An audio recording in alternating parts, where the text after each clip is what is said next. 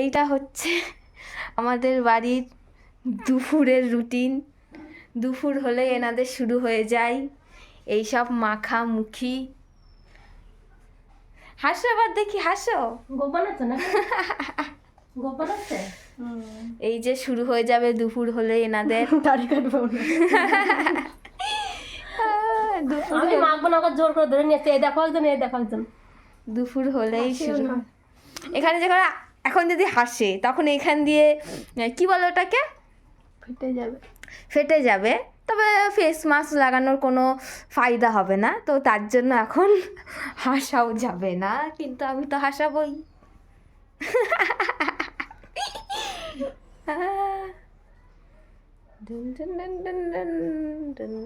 তুমি হাসো।